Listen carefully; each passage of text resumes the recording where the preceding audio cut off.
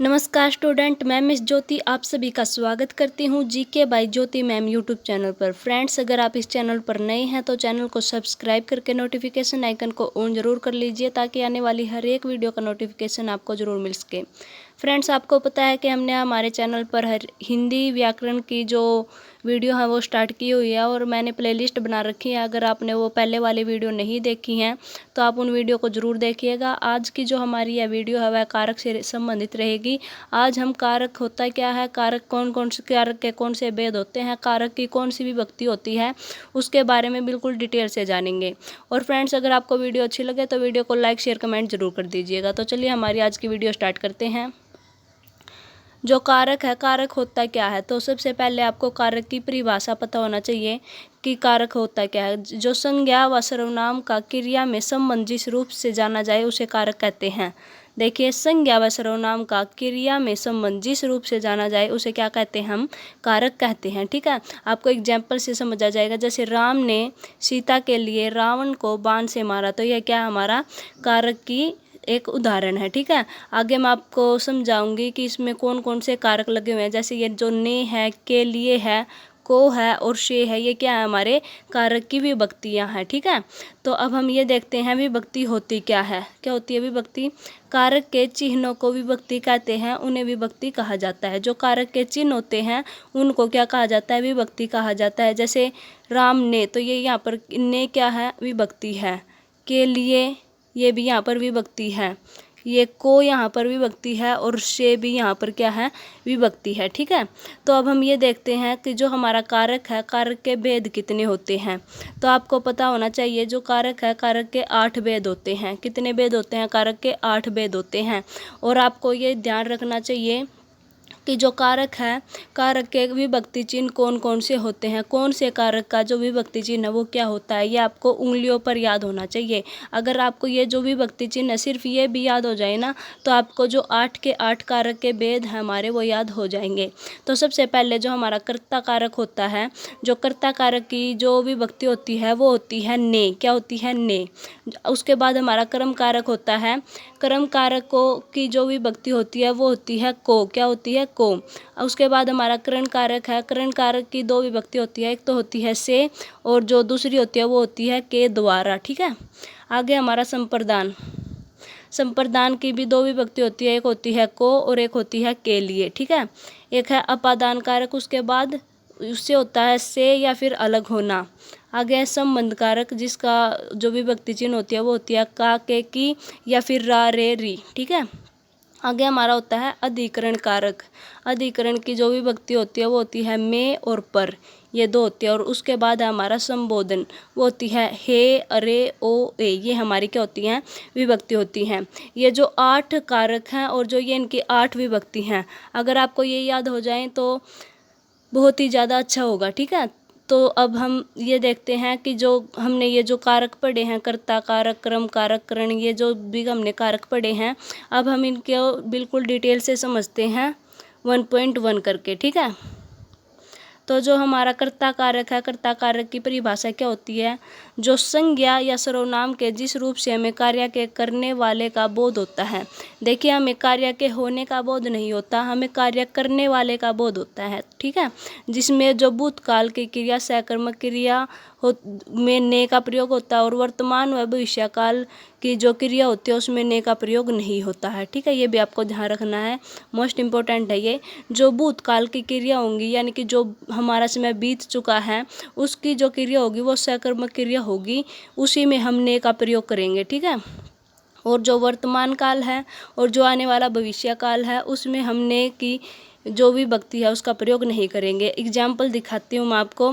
जैसे अध्यापक ने विद्यार्थियों को पढ़ाया, तो किसने पढ़ाया विद्यार्थियों को? तो अध्यापक ने। तो यहाँ पर ने हमारा क्या है, कर्ता कारक है। इसमें कौन सा कारक है? हमारा कर्ता कारक है। ठीक है, जैसे सोहन ने दूध पिया, तो किसने दूध पिया? सोहन ने। तो ये क्या हो गया, हमारा कर्ता कारक हो गया। ठीक है, और जो हमारा कर्ता कारक है उसमें एक तो ने विभक्ति लगती है और कर्ता कारक में को और से भी, से का प्रयोग करके भी हम कर्ता कारक बनाते हैं। जैसे को और से का प्रयोग करके भी हम कर्ता कारक बनाते हैं। जैसे बालक को सो जाना चाहिए, तो इसमें कौन सा कारक है हमारा? कर्ता कारक है, ठीक है।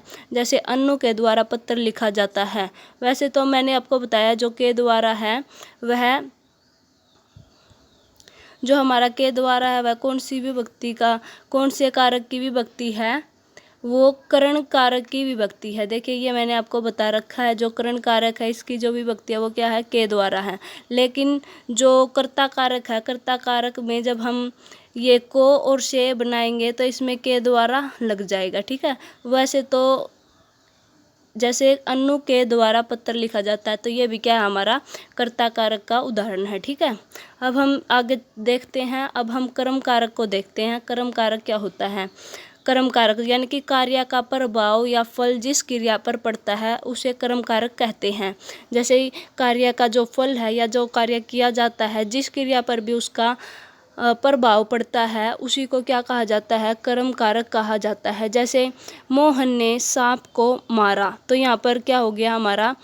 मोहन ने किसको मारा? सांप को। तो किसको मारा? सांप को। तो ये यहाँ पर क्या हो गया हमारा? कर्म कारक हो गया, ठीक है। जैसे राम ने रावण को मारा, तो ये यहाँ पर रावण को क्या हो गया हमारा? कर्म कारक हो गया। जैसे लड़की ने पत्र लिखा, तो यहाँ पर भी हमारा क्या हो गया? कर्म कारक हो गया। जैसे माता जी बालक को समझाती है, तो यहाँ पर क्या लग गया हमारा? को लग गया। तो ये हमारी कौन सी विभक्ति है? को कौन से कारक की विभक्ति है? कर्म कारक की विभक्ति है, ठीक है। आगे है जो हमारा अगला कारक है वह है करण कारक। कौन सा है? करण कारक। करण कारक, करण का अर्थ होता है साधन, और वो भी कैसा साधन? निर्जीव साधन, ठीक है। जिसकी सहायता से कार्य संपन्न हो उसे करण कारक कहते हैं। जैसे जिसकी भी सहायता से जो कार्य है वह संपन्न हो, यानी कि जो काम है वह पूरा हो, उसी को क्या कहते हैं? हम करण कारक कहते हैं, ठीक है। और जो करण कारक है, करण कारक की जो हमारी विभक्ति है वो क्या है? से है, ठीक है। जैसे बालक गेंद से खेल रहा है, तो ये क्या हो गया हमारा? जो बालक है और जो खेल रहा है, ये किससे खेल रहा है? गेंद से। तो ये क्या हो गई हमारी? ये जो हमारा क्या हो गया? साधन हो गया, यानी कि करण हो गया, जिससे जो बच्चा है वो अपना काम पूरा कर रहा है। किससे काम पूरा कर रहा है? बच्चा अपना गेंद से काम पूरा कर रहा है। क्या काम पूरा कर रहा है? खेलने का। तो ये क्या हो गया हमारा? करण कारक हो गया। जैसे आशा कलम से लिख रही है, तो आशा किस चीज़ से लिख रही है? कलम से। तो यहाँ पर क्या हो गया हमारा? करण कारक हो गया, ठीक है।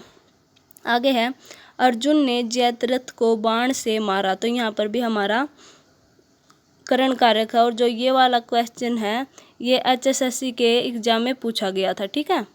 और जैसे सीमा मशीन से कपड़े धोती है, ये भी हमारा करण कारक है, ठीक है। अब हम आगे बढ़ते हैं, आगे है हमारा संप्रदान कारक। कौन सा कारक? संप्रदान कारक, ठीक है। आगे हमारा संप्रदान कारक है। संप्रदान कारक की परिभाषा होती है कर्ता जिसके लिए कोई कार्य करता है या फिर जिसकी को कोई वस्तु दी जाए वहाँ संप्रदान कारक होता है, ठीक है। आपको मैं समझाती हूँ उदाहरण के द्वारा। जैसे मैं अन्नू के लिए चाय बना रही हूँ। जैसे कर्ता जिसके लिए कोई कार्य करता है, जैसे कर्ता कौन हो गया? यहाँ पर मैं हो गई। और जो जिसके लिए कार्य किया जा रहा है वह कौन है? अन्नू। तो ये यहाँ पर जो संप्रदान कारक है उसका विभक्ति चिन्ह क्या होता है? के लिए। क्या होता है? के लिए, ठीक है। और जो किया जा रहा है, अन्नू के लिए चाय बनाई जा रही है, ठीक है। तो ये क्या हो गया हमारा? संप्रदान कारक हो गया। जैसे तानिया गुरुजी को फल देती है, तो ये क्या हो गया यहाँ पर हमारा? जो हमारा संप्रदान कारक है उसकी दो विभक्ति चिन्ह मैंने आपको बताया है, एक के लिए और एक को, ठीक है। तो तानिया गुरुजी को फल देती है, तो ये क्या हो गया हमारा? संप्रदान कारक हो गया, ठीक है। जिसको कोई वस्तु दी जाए, तो ये गुरुजी को क्या दिए जा रहे हैं? फल दिए जा रहे हैं, ठीक है। किसके द्वारा? तानिया के द्वारा, ठीक है। स्वास्थ्य के लिए सूर्य नमस्कार करो, तो किसके लिए सूर्य नमस्कार करो? स्वास्थ्य के लिए, ठीक है। और वह भिखारी को वस्त्र देता है। देखो यहाँ पर ना एक बात आपको नोट करने की है, दो आपको सेंटेंस देगा और दोनों में आपको कंफ्यूज करेगा। मैंने यहाँ पर दोनों नोट डाउन कर रखे हैं। तो देखिए, जैसे वह भिखारी को वस्त्र देता है, जब भी हम भिखारी को कोई वस्त्र देते हैं तो वह हम उसे रखने के लिए देते हैं। ये तो है नहीं कि हम भिखारी को कुछ दिन के लिए कपड़े दे देंगे फिर उससे वापस ले लेंगे, ऐसा तो हम करते नहीं। तो जो हमसे कोई वस्तु दूर चली जाती है, हमारे पास नहीं रहती, फिर वो उसको वहाँ पर होता है संप्रदान कारक। ठीक है, लेकिन देखिए यहाँ पर ये एग्जाम्पल है वह धोबी को वस्त्र देती है। जो हम धोबी को वस्त्र देते हैं, धोबी हमारे वस्त्रों को साफ करके उसके बाद आयरन वगैरह करके फिर वापस दे देता है, तो वहाँ पर तो होता है हमारा संबंध कारक। ठीक है, आपको समझना है ये दोनों बातें। जब हमारे पास वो चीज़ वापस आ जाती है तो वहाँ पर हमारा होता है संबंध कारक, लेकिन जब हम किसी को कोई वस्तु दे देते हैं और वो हमारे पास वापस नहीं आती है तो वहाँ पर होता है हमारा संप्रदान कारक। ठीक है, आगे जो हमारा उदाहरण है वह है अध्यापक विद्यार्थियों के लिए पुस्तकें लाए। तो जो के लिए है यहाँ पर क्या है, संप्रदान कारक है। ठीक है, अब हम आगे बढ़ते हैं। आगे है अपादान कारक। जैसे संज्ञा के जिस रूप से एक वस्तु का दूसरी वस्तु से अलग होना पाया जाए वहाँ पर क्या होता है, अपादान कारक होता है। ठीक है, जैसे किसी संज्ञा के जिस रूप से एक वस्तु का किसी दूसरी वस्तु से अलग होना पाया जाए वहाँ पर हमारा अपादान कारक होता है। ठीक है, ये आपको डेफिनेशन ध्यान रखनी है। अब हम बात करते हैं अपादान कारक की। ठीक है, जैसे गंगा हिमालय से निकलती है, जो अपादान कारक है उसकी जो विभक्ति होती है वो क्या होती है, से होती है। ठीक है, जैसे गंगा हिमालय से निकलती है तो यहाँ पर क्या हो गया, हमारा अपादान कारक हो गया। आगे है बच्चा छत से गिर गया, तो बच्चा कहाँ से गिर गया, छत से गिर गया, तो यहाँ पर भी हमारा अपादान कारक है। वृक्ष से पत्ते गिरते हैं, और ये एग्जाम्पल तो हम 6th क्लास से पढ़ना स्टार्ट कर देते हैं कि वृक्ष से पत्ते गिरते हैं। जब भी हम कारक पढ़ते हैं तो अपादान कारक में ये उदाहरण जरूर दिया हुआ मिलता है कि वृक्ष से पत्ते गिरते हैं, है ना।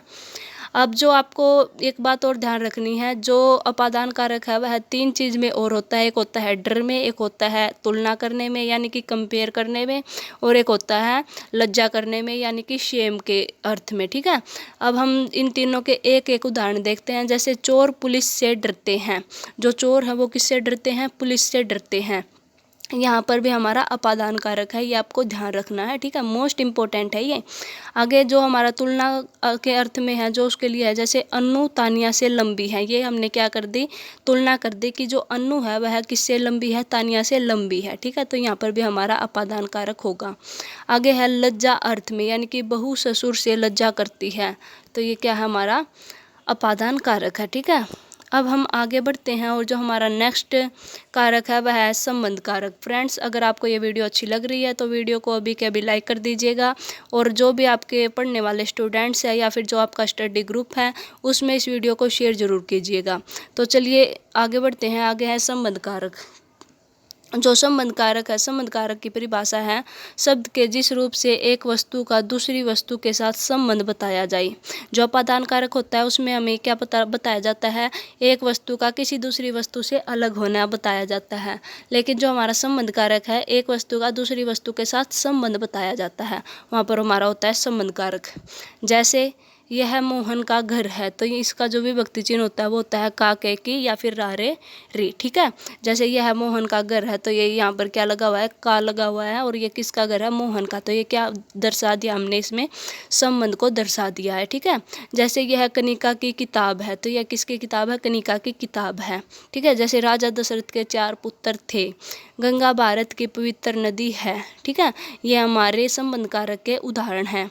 उसके बाद हम आगे बढ़ते हैं। आगे जो हमारा नेक्स्ट कारक है वह है अधिकरण कारक। अधिकरण का अर्थ होता है आधार। ठीक है, क्या होता है, आधार।